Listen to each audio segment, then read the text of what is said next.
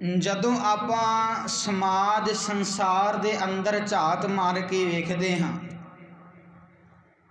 ਅਕਾਲ ਪੁਰਖ ਪਰਮਾਤਮਾ ਦੀ ਪ੍ਰਾਪਤੀ ਦੇ ਲਈ ਅਤੇ ਲੰਮੀ ਉਮਰ ਦੇ ਲਈ ਵਰਤ ਰੱਖੇ ਜਾਂਦੇ ਨੇ। ਅੱਜ ਆਪਾਂ ਸਮਝਣ ਦਾ ਯਤਨ ਕਰਨਾ ਹੈ ਗੁਰਬਾਣੀ ਦੇ ਵਿੱਚੋਂ कि धन श्री गुरु ग्रंथ साहिब महाराज जी की पावन बाणी का वरतां बारे की ख्याल है। जदों आपां बाबा कबीर जी के पावन वचन पढ़ते हैं, बाबा कबीर साहिब जी ने आख्या, छोड़ै अन्न करै पाखंड, ना सुहागण ना उरंड। जो लोग अन्न छड्ड दिंदे हन ते इह पखंड करते हैं। बाबा कबीर जी ने वरत रखन नूं पखंड आख्या। ना सुहागन ना उरंड, वो उन्हां कुचजियां जनानियां वांग हन जो ना सुहागना ने ते ना ही उरंडियां ने। जिहड़े वरत रखते ने ना, उन्हां बारे बाबा कबीर जी का यह ख्याल है कि उन्हां कुचजियां जनानियां वर्गे ने वो लोग जिहड़े वरत रखते ने जो ना रंडियां ने ते ना सुहागना ने। बाबा कबीर जी के पावन बचन ने पढ़ लिया जे घरां दे विच जाके 873 नंबर अंक दे उत्ते गोंड राग के अंदर,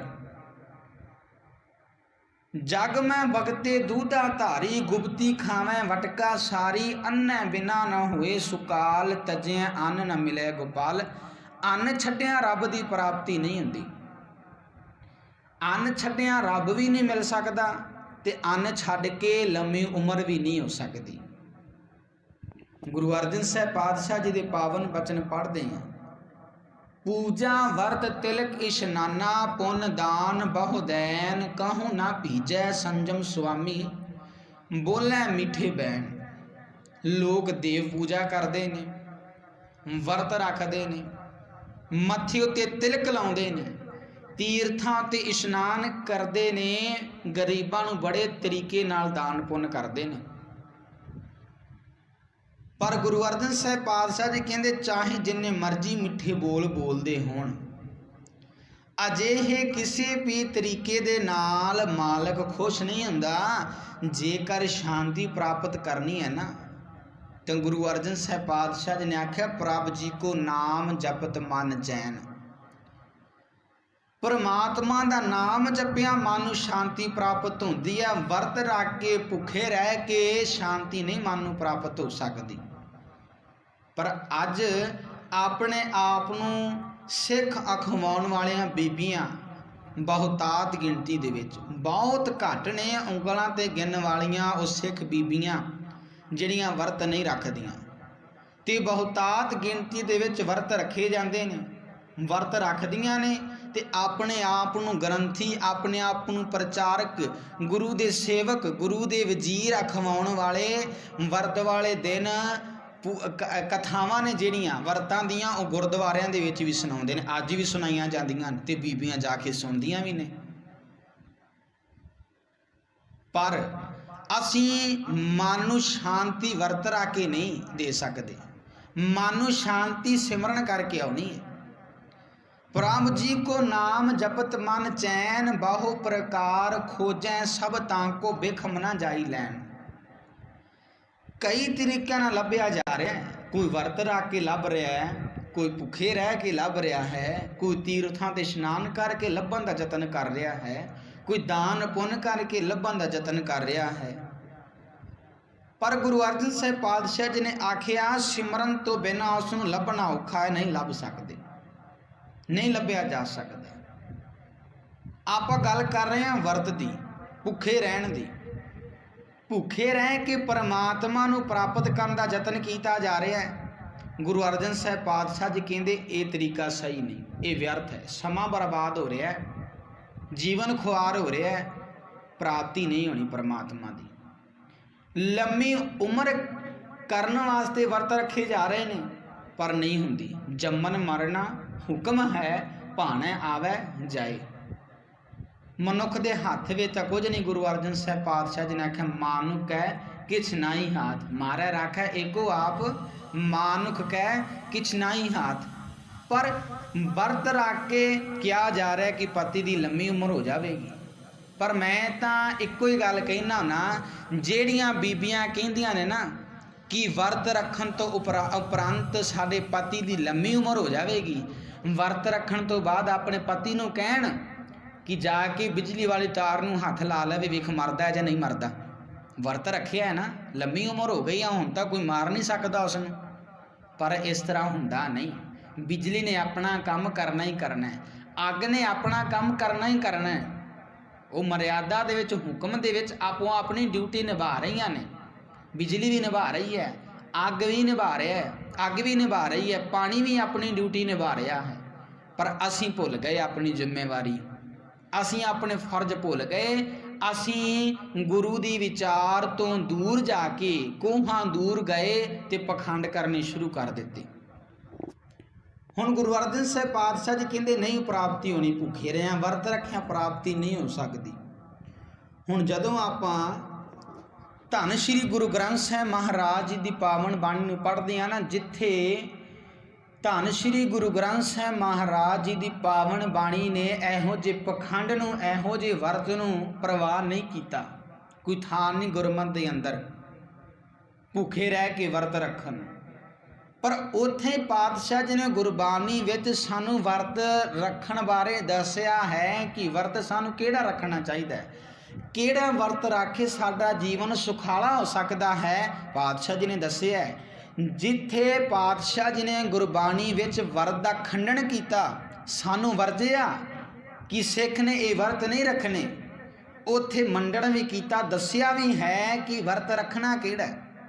आपां गुरु अर्जन साहिब पातशाह जी के पावन बचन पढ़ते हैं। गुरु अर्जन साहिब पातशाह जी कहते वरत न रहो न मह रमदाना ते सेवी जो रखै निदाना। ना मैं वरतां दा आसरा लेना, ना मैं मुसलमाना दे रमज़ान दे महीने विच रखे रोज़ियां दा आसरा लेना। आसरा किहदा लेना? बाणी दा, अकाल पुरख परमात्मा दा, तिस सेवी जो रखै निदाना। मैं तो सिर्फ उस परमात्मा नूं सिमरदा हाँ जिहड़ा आखिर हरेक दी रखिया करदा है। हुण वरत असीं रखना किहड़ा है? आपां गुरबाणी दे विचों ही पावन बचन पढ़दे हैं। पातशाह जी ने आखिया, गुरु नानक साहिब पातशाह जी दे पावन बचन ने, सच वरत संतोख तीरथ ज्ञान ध्यान इशनान, दया देवता खिमा जप माली ते मानस प्रधान। जिथे धन श्री गुरु ग्रंथ साहिब महाराज जी की पावन बाणी ने यह आख्या है वरत रखन दे नाल प्राप्ति नहीं हो सकती ना, उथे वरत दसिया किहड़ा वरत रखिया तो मिलाप हासिल कर सकदा है। तीर्थां ते इशनान करन नूं व्यर्थ आख्या, उथे ये भी दसिया कि तीर्थ किहड़े ते इशनान करना है। गुरु नानक साहिब पातशाह जी कोलों पुछिए किहड़ा वरत रखना है, किहड़े तीर्थ इशनान करना है। पातशाह जी कहते सच वरत संतोख तीर्थ ज्ञान ध्यान इशनान, जिन्हां मनुखा ने सच नूं वरत बनाया है। हमेशा सच बोलन नूं जिस मनुख ने वरत बना लिया, भाव सच धारण करन दा प्रण लिया है कि मैं हमेशा सच बोलना, झूठ नहीं बोलना। संतोख जिन्हां दा तीरथ है, जिन्हां ने संतोख रूपी तीरथ के उत्ते मन का इशनान कराया है। जीवन मनोरथ की समझ ते परमात्मा चरना विच चित जोड़न नूं जिन्हां ने तीर्थां दा इशनान समझिया, अपनी सुरत नूं अपने चित नूं परमात्मा दे चरना विच जोड़न नूं जिन्हां मनुखां ने तीर्थ दा इशनान समझ लिया। दया देवता खिमा जप माली ते मानस प्रधान, दया जिन्हां दा इष्ट देव है, दूजियां दी वधीकी सहारन दी आदत जिन्हां दी माला है। जुगत धोती सुरत चौंका तिलक करनी सोहोए, भाओ भोजन नानका विरला तां कोई कोई। ते प्रेम जिन्हां दे आत्मा दी खुराक है, वो मनुख सब तो चंगे ने, वो भले मनुख ने। इहो जिहा मनुख है कोई विरला, सारे नहीं इहो ਜਿਹੇ ਹੈਗੇ, ਇਹੋ ਜਿਹੇ जीवन वाले सारे नहीं, विरले ने, ऐन विरले ना ही घने फैल फकड़ संसार। सो गुरु नानक साहब पातशाह जी ने वर्त रखने लिए आखिया, पर वर्त तो सच दा है। अन्न छड्डण वाला वर्त गुरु नानक साहब पातशाह जी ने प्रवान नहीं किया। ते वर्त रखना किहड़ा, सच दा वर्त रख लईए, सारे साडा जीवन सुखाला हो जाएगा।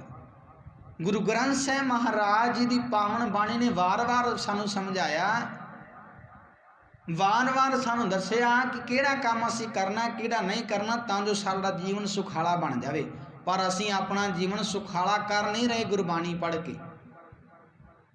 असीं दुनिया के तमाम दुख सहेड़ के बैठे हैं। हुण जदों आपां बाणी दे विचों ये पावन बचन पढ़ते हैं गुरु अमरदास पातशाह जी दे, जिथे सच का वर्त रखण दे लई गुरु नानक साहब पातशाह जी ने आखिया ना, उथे गुरु अमरदास पातशाह ने आखिया, नौमी नेम सच जे करै, काम क्रोध तृष्णा उचरै। जे मनुख सच धारण करन दे नेम नूं नौमी का वर्त बना ले, सच धारण करन दे नेम नूं नेम बना लवे कि मैं हमेशा सच बोलना, ये प्रण कर लवे अज तो, इस नेम नूं नौमी का वर्त बनाए, काम क्रोध ते लालच नूं चंगी तरह दूर कर ले, काम क्रोध तृष्णा उचरै। दसवीं दसे द्वार जे ठाकै, एकादशी एक कर जाणै। जे 10 ही इंद्रियां नूं विकारां वल्लों रोक रखे, इस उद्यम नूं 10वीं थित दा वर्त बनाए, एक परमात्मा नूं हर थां व्यापक समझे, ये उसका एकादशी का वर्त होवे। वर्त रखन बारे मना ही नहीं की, पर जिहड़ा असीं रख रहे हैं ये प्रवान नहीं किया। गुरबाणी ने दसिया सानू है कि वर्त रखना किहड़ा है, अपने 10 ही इंद्रियां नूं विकारां वल्लों रोक के रखे, परमात्मा नूं हर थां सर्व व्यापक समझ लवे, एक ही है उसका एकादशी का वर्त। द्वादशी पंच वसगत कर राखै, तो नानक मन मानै।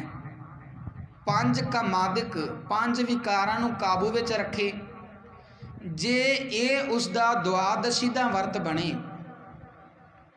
तां हे नानक मन पतीत जाता है। कहूँ ना भीजै संजम स्वामी बोले मीठे बैन।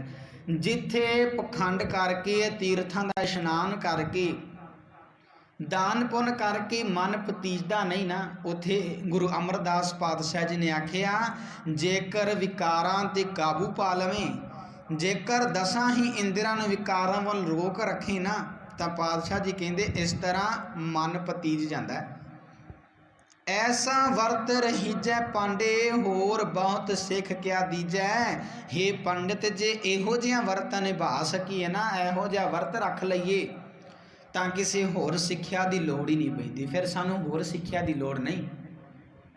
जेकर असीं गुरु की सिक्ख्या नूं जीवन दे विच धारण कर लईए, जेकर असीं गुरु नानक साहब पातशाह गुरु अमरदास पातशाह जी दस्या होया वर्त रखना शुरू कर दईए, सानू किसी होर सिक्ख्या की लोड़ नहीं।